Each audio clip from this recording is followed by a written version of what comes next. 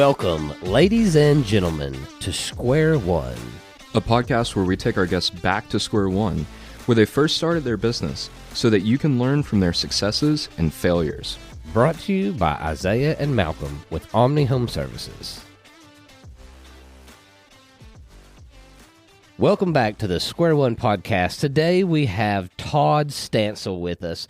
Todd is a personal friend of mine, but Todd is also probably the most well-known, highest-producing, super networking commercial banker in Chattanooga.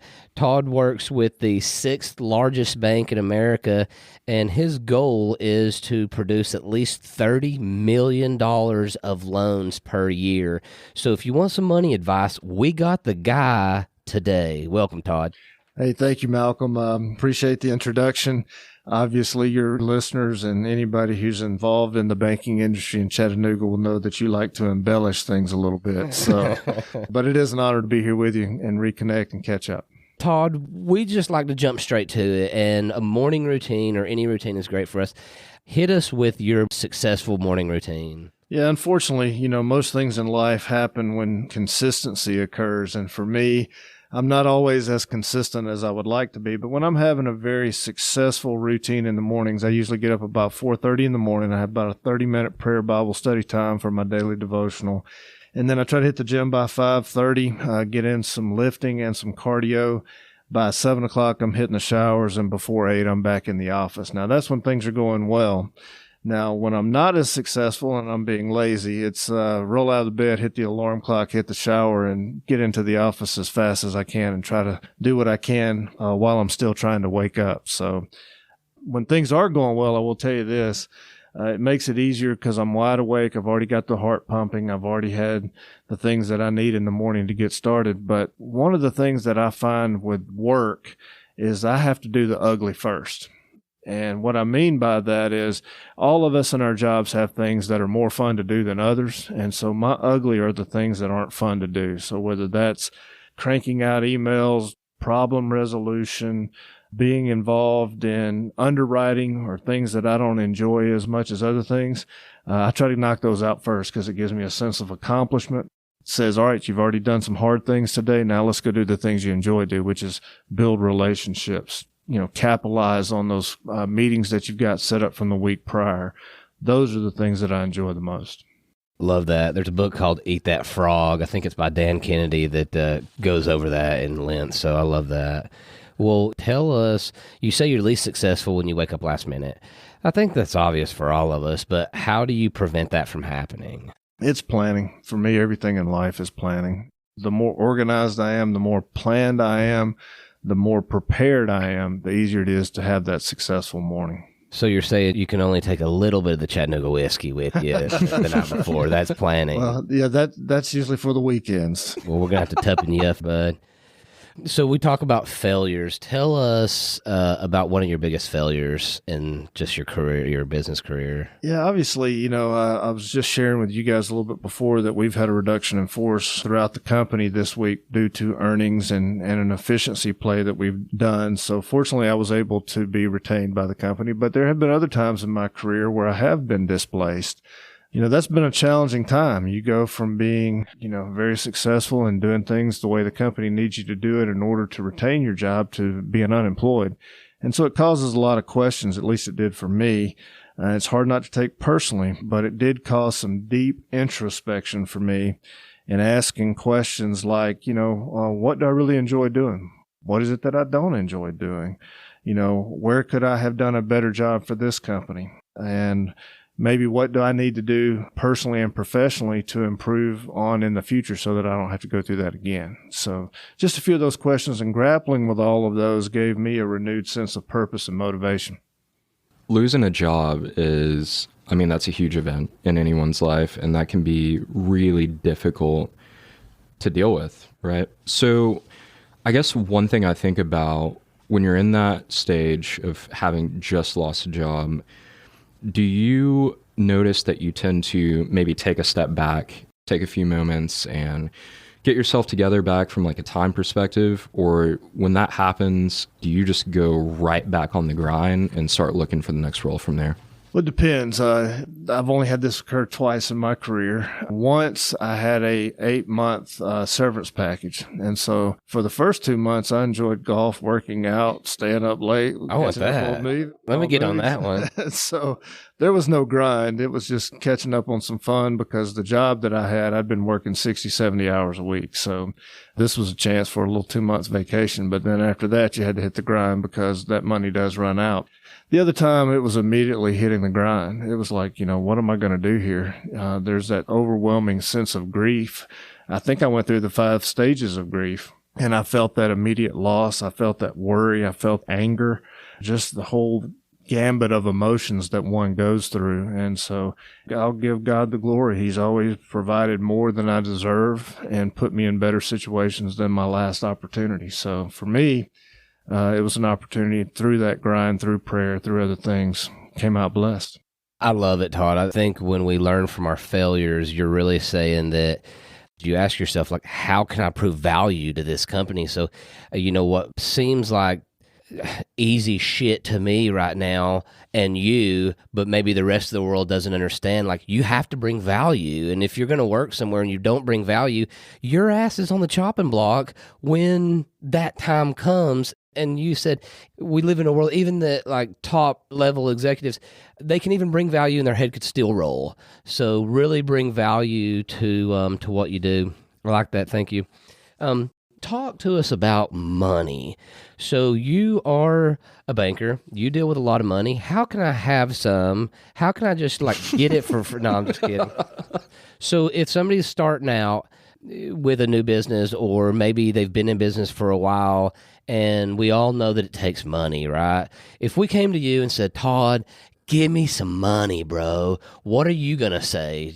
Well, again, you hit 2 different scenarios there. One is if you're a startup and you come to me, there's not going to be a lot I can do for you, even on the small business side. But if I'm working with someone who's a startup, there's 2 recommendations I'm going to make right off the bat. Number 1, let's talk about either venture capital. Do you know some people who are willing to put some hard money into your situation so that they can give you a platform to springboard to launch into what it is that you're trying to do? And if that doesn't work, then the Small Business Administration, USBA, is always an option for startups. And they are willing to do some of the blue sky where you don't have assets and you don't have collateral. Your balance sheet doesn't reflect the things that a typical bank would look for. And they're going to be able to take more risk. And so an SBA program is a good option for startup companies. They tend to have a longer term than what a bank would usually do. You can go 25 years financing on that. For hard money? Not for venture capitalists, but for USBA. Got you. Yeah, venture capitalists is going to vary. So let's stick on that for just a second. And you're talking about this would be new people, new businesses. That sounds expensive. What kind of rates are we going to be expecting for hard money? Yeah, they're going to vary. Obviously, you're going to be paying a lot more because there's a lot more risk than what you would normally pay with a traditional conventional bank loan. Right now, in this current environment, I'll tell you, most banks are building their rates off of SOFR. Standard Overnight Funds Rate is what SOFR stands for. But typically right now we're doing 30-day SOFRs plus 2% or more. And so that would put you right now somewhere in that mid 7 to low 8 range, depending on the daily SOFR change. It's kind of like Wall Street Journal Prime is the other measurement that banks use to decide on lending. But so what's the difference between SOFR and Prime? Wall Street Journal Prime is just one method that they use. SOFR has come in to replace LIBOR. LIBOR has gone away, and that was sort of an English way of making a loan, creating a standard lending thing. But so the only difference is it's just one's a little different in the number than the other. It's just 2 different ways of doing it. It's kind of like saying, I've got a pencil and a pen. They are both writing objects, but they both come at things a little different. So it's hard to explain. Isaiah, I have no idea what the hell this guy's talking about. Yeah. As I'm looking at your face, I'm going, yeah, that wasn't a good explanation. No. The terms, regardless of terms, if you're starting out, you just say the better way to go is have a solid plan, take it to a venture capitalist or somebody. I guess we just Google how to get hard money. Those rates are actually pretty good. So let's talk about somebody that's been in business for a couple of years. Maybe they're doing good, or kind of just what numbers, obviously the bank's going to want to see profits, but How much time are we going to need to see that? A lot of people, and we'll go down this road too, that a lot of people say, hey, I want to cook my books to not pay taxes. Right. And they can do that to some extent, but then they come to you and you're like, hey, you're not making any money. So there's got to be a line of, you're making some money, so here's a loan to grow. Tell us what that's going to look like. Yeah, I mean, I tell all of my customers, you can either not pay Uncle Sam and not get a loan, or you can pay Uncle Sam and get a loan. And so, bottom line, at the end of the day, profitability matters. And if your company's not profitable, a bank doesn't really want to lend to you. And so at the end of the day, the basic, most important features are going to be cash flow. And so most banks are going to set out at a 125 cash flow. And what I mean by that is 1.25 times the amount of income coming in as there is debt going out. And so as long as you can maintain a 125 or higher, that's going to be appealing from a cash flow perspective. Let's dumb that down for dummies like me, okay? If you bring in, let's use an arbitrary number of $100,000, explain that for us a little better. Yeah, so basically if you have $100,000 coming in as your total revenue, your bottom line number after expenses and everything is going to have to come out at 1.25 times. So basically, I don't have a calculator in front of me, but if we do simple math on 125, so somewhere around 50,000 to 75,000 in expenses for your 100,000. So, well, no, it's actually going to be closer to 40 or 45,000, I think, in expenses to that 100,000 of revenue coming in. So they're going to want to see like 45% net profit rates. Is that? It's not just based off profit, because it's going to be based on expenses going out. So it's all of your cash flow. And so you can increase cash flow in all kinds of different ways. So it's not as simple as what I'm trying to tell you as far as what's coming in versus what's going out, because there's more to it than that. But if I'm oversimplifying it, that would be the most convenient way to explain it. So you got to have a positive cash flow. You got to have positive cash flow. You got to have more money coming in than you do going out. Now that can sometimes be mitigated based on additional collateral that a bank can take. So if you have additional assets on your balance sheet, they can sometimes mitigate cash flow deficiencies by taking additional collateral, but that is sometimes. Most credit officers don't like to do that. And in the economic environment we're in today, they really don't like to do that. So they want to see that you can pay the money back. So you're talking about like a HELOC or something similar? Well, not a HELOC. When I'm talking about assets, let's say you've got a line of credit based on your accounts receivable. And so now we're having a deficiency because your aging is taking longer to collect your receivables. So instead of a 30 to 45 day turn time, you're getting a 75 to 90 day turn time. So your cash flow has shrunk. Well, you own your building free and clear. So I might say, well, let's take the building free and clear, put a loan on that to offset the deficiency in the line of credit. So if you could give us some advice for maybe a new customer that's not going to be necessarily a fit for your business, but they're looking for some more resources, where would you point that person in that direction? That's a good question. And truthfully, I think Malcolm hit it a little earlier when he talked about developing a business plan. If you're kind of new in business, you're a small business, they're going to want to see a pretty extensive business plan on how you plan to accomplish what it is you plan to accomplish. But if you've got a couple of years under your belt, then get with someone, get with your accountant, get with someone to help you develop a good personal financial statement. Most banks are going to require you to use their blank personal financial statement. It's just a matter of filling in what your assets are so they can come up with your total net worth. And then the third thing I would say is really make sure you've got a good accountant who's got your tax situation in order, because they're going to want to see 2 to 3 years of personal and business tax returns. And so I would highly recommend that you're already working with an accountant, because they're going to want to keep your tax situation in a way that shows profitability. I think to answer that question too, Isaiah, we are in a world now that people have entitlements, and some of those entitlements is that I just deserve this. Well, venture capitalists, hard money, the bank, they're not in the business of not making money. So when you're going to somebody that is going to give you money, except, maybe daddy or mommy, they give you that money, but you got to have a solid plan. Right. And, show, hey, this is my idea. Will you loan it to me? So a great plan is a great idea, Todd. I want to play out a scenario. You have had a lot of experience in the realm of dealing with business people that might be really good at what they do, but maybe not the best at managing money from that point, right? So they know how to make money, they don't know what to do with it after that. Let's say that I'm a entrepreneur, I've had my business going for several years now. We've just had a year where we turned a couple $100,000 profit. Now, me being a younger guy, one of the first things that I think of is, man, we've made some money. Boat, exactly, right? Right. So I guess that's one thing I'd be kind of interested to hear about. What would be your advice in that situation? I've got some extra money to play around with. What do we do with it now? I think there's 3 important relationships that every business owner needs to have. A great banker that they trust, because to me, there's only a few people in life that you really make yourself very vulnerable to. That's going to be your doctor. You know, if you're a person of faith, that's going to be your minister, priest, rabbi, whatever. And then who handles my money is number 3. And so my banker, my CPA would be the second relationship I would tell you about in that. And then thirdly is a wealth advisor. Who's going to help me grow my wealth? Because at the end of the day, if I'm starting off young, I want to retire when I'm in my mid-50s, and I want to have kids or somebody that I can have succession planning to, you know, hand my business off to, so that I'm creating generational wealth. It's not just about buying a boat. And so for me, I think you got to have a banker who's going to say, hold up, you had a great profit. Now let's talk about what we're going to reinvest back into the company. What can we put aside for you to continue to grow that wealth?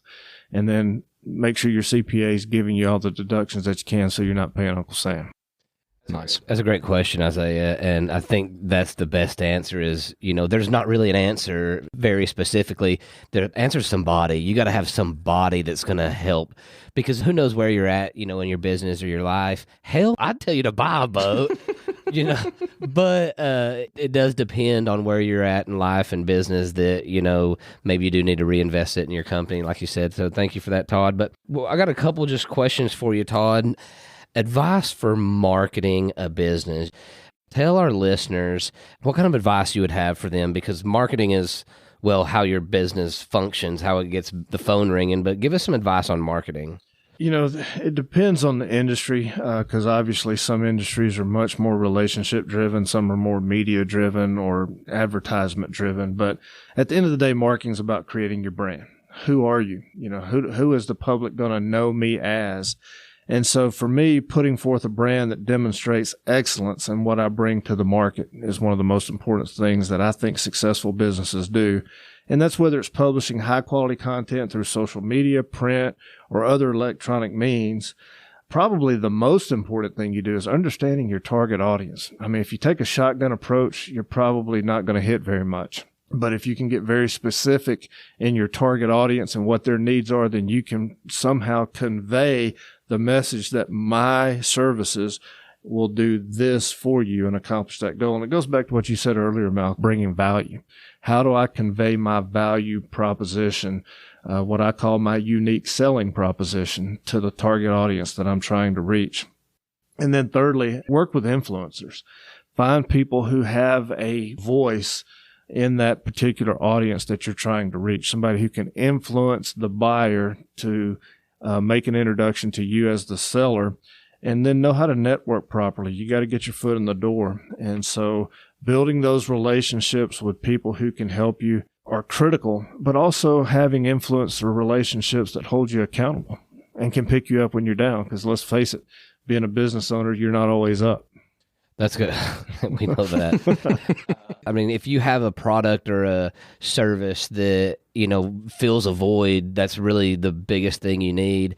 My coach has always told me a very good thing is when you're marketing anything, you got to present the problem, you got to agitate it, and then solve it. Like, let's say landscaping or, you know, mowing a yard. You don't want to mow your yard. That's the problem, right? Right. And then agitation would be, it's hot. There's bugs out there. You could be making more money doing other stuff. And the solve would be, we'll do it for you. So one of the questions that we love to ask is, what is somebody that's going to go into your industry, which can be very lucrative, what is something that you could tell somebody that's getting into it, whether that's their dream or not, but somebody that's going to work for the bank, what's an immediate thing they can do to create a positive return on their investment? Yeah, Malcolm, there was a time when people used to ask me, younger guys coming out of college and gals, say, hey, what about a career in banking? And there was a time I would say the old saying that there's no such thing as a poor old banker and there's no such thing as a rich young banker. Now that saying doesn't hold true. You can be old and poor in banking, and so you can be rich and young in banking, because some of the better minds that I've seen in banking right now in the Chattanooga market are very young guys, and I'm very impressed with them. But as far as immediate goes, for a return on investment, if you're going to get in, truly the way to make money in banking is on the commercial side. You're dealing with the bigger industries and businesses in the market in which you serve. So I would say, number one, it goes back to what we said in marketing: build good relationships. Know how to connect with people, know how to network. Banking is a relationship business. We like to think it's a numbers business, but it's not. I mean, at the end of the day, the numbers will take care of themselves through tax returns, through personal financial statements, and things of that nature. What matters is, do you trust somebody? Thank you for being the commercial expert there and guiding us down that road. But tell us more specifically, and I'm reading your thing here about relationships, connecting. How would you advise a younger person, or older if they're getting into it, like a very specific strategic? Is a networking event? Is it coffee, golf, bourbon, boats? What is it that you have found that you can I was like boat again. So what event or what social activity have you found to be the most prominent to build that, or at least start that relationship? Yeah, all the above, unfortunately, Malcolm. It's not something, this one, when it comes to building networking connections, it's more of a shotgun approach. And the problem is that you have so many networking events and groups that you can go to all of them, and the overwhelming majority can be unsuccessful. And so I do think that you need to find a good networking group that basically has some accountability in it. And the one that's been very productive for me as a commercial lender in Chattanooga has been, Business Networking International. I've had great success through that, built some incredible relationships through that. A lot of other networking events that I've been to, and I won't name names, in Chattanooga, have been very unsuccessful, where it's basically handing a card, shaking a hand, and you never talk to that person again. But the ones that get deeper are the ones that I have built on the golf course, where I've played golf with the guys, and during those 4 hours, they've opened up and shared some nuggets with me, some diamonds that I could capitalize on to dig deeper into those relationships, or cultivate them as a center of influence for me to make a connection to 4 other people that I've been dying to meet in my prospecting efforts. So I do think you've got to bring that personal time into it. It's a sacrifice. I've got a question on that note. So for someone that is new, or maybe they're even not new, and they are looking at getting in the realm of finding a banker, reality is that you can do a quick Google search and there's going to land you 1,000 people that could be your potential banker.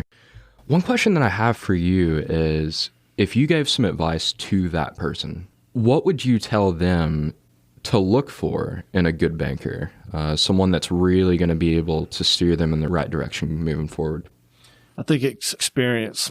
There's no such thing as an expert banker who doesn't have experience.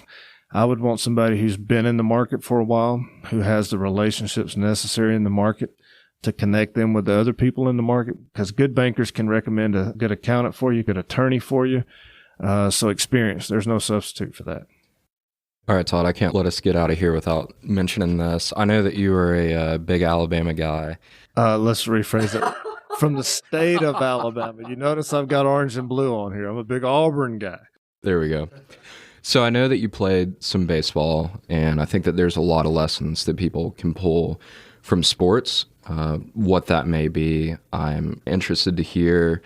What lesson going from playing baseball have you carried up till this day with you?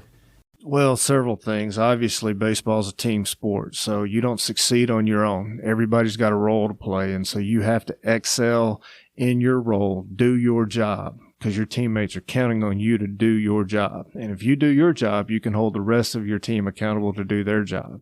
So there's an accountability aspect, there's a performance aspect, but at the end of the day, it goes back to those relationships. I mean, the thing that I learned in team sports is I need everybody on that team to be successful.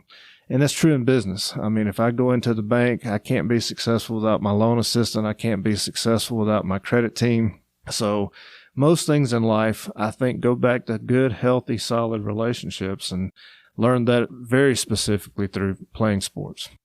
Awesome. So as we like to ask one of our staple questions, Todd, let's rewind the clock a little bit, and you just finished playing baseball. You realize that you're not making the pro level leagues. You know that you got to get a real job. Man, damn it. nightmares. What do you tell your younger self to propel you on a path of success? Yeah, it's the same thing I learned in baseball, though. It goes back to Isaiah's question. It's about discipline, and it's about things that I've learned along the way. A couple of books even that I read, The 4 Disciplines of Execution by Sean Covey and Chris McChesney. You know, you can't just focus on the goal, but your goal has to be something bigger than yourself. And one of the things they say is focus on the wildly important. So what do you want to be? Didn't know that I really wanted to be a banker, but after 20-something years in it, I guess I'm a banker. And so focusing on the wildly important for me every day meant, what's the 1 or 2 things I can do every day that are going to make me successful? And it kind of goes with the book Atomic Habits too, where he's talking about it's easy to focus on the results, but it's the systems, it's the process that leads to those results. I was never going to bat, 600. I was never going to bat 350 even in college. But every day taking that batting practice made it more likely that I was going to get closer to that number. Lee Trevino in golf always said, the more I practice, the luckier I get. And so I think that discipline and executing on those small little things that you can do every single day will lead to those results. And so doing the 1 or 2 things every single day that are going to make the difference, focusing on the process, not the results. I love it, Todd. Well, man, thank you very much for your time, sir. We appreciate you coming in. Thank you, guys. I appreciate it.